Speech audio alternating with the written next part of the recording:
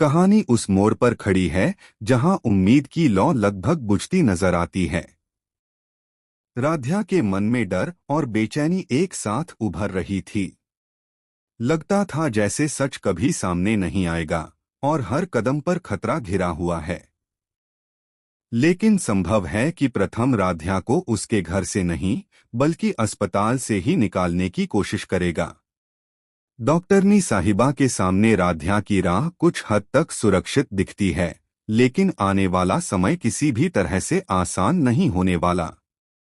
राध्या उस कमरे में प्रवेश करती है जहां उसकी मां रजनी मां गंभीर हालत में पड़ी होती हैं। दिल की धड़कन तेज हो जाती है। हर पल उसकी यादें, उसकी मां की चिंता और पुराने जख्म उसके मन पर भारी पड़ते हैं। राध्या अपने पूरे दामन को कंबल से ढकती है, हाथ में टॉर्च लिए धीरे धीरे कमरे की ओर बढ़ती है। उसके कदमों की आवाज कम से कम हो, लेकिन डर और उम्मीद के बीच उसका दिल तेजी से धड़क रहा है। राध्या पहले उस नर्स की हरकतों पर नजर डालती है जो बिना किसी शंका के दवाई देती दिख रही होती है। वह देखती है कि नर्स ने रजनी मां को उल्टा पुल्टा इंजेक्शन लगा दिया है, शायद बिना किसी सोचे समझे।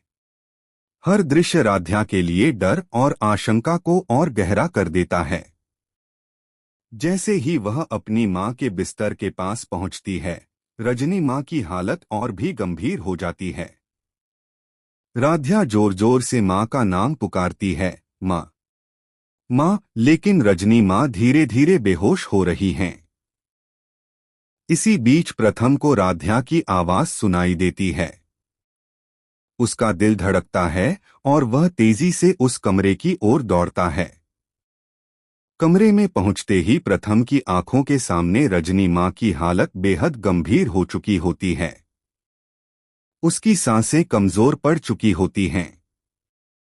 तत्काल प्रथम डॉक्टर को कॉल करता है और डॉक्टर मौके पर पहुंचते हैं।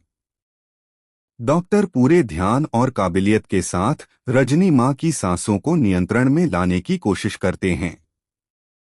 हर पल सस्पेंस से भरा हुआ होता है। इसी बीच ट्रैक पर एक और बड़ा ट्विस्ट आता है। राध्या पर सबसे बड़ा इल्जाम दादी लगाती हैं।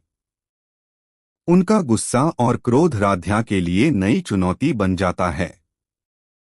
पहली बार ऐसा महसूस होता है कि राध्या अकेली ही इस सारे संकट का सामना कर रही है।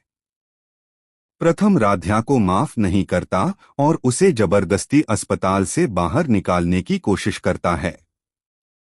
लेकिन इस बार डॉक्टरनी साहिबा अपनी समझदारी और साहस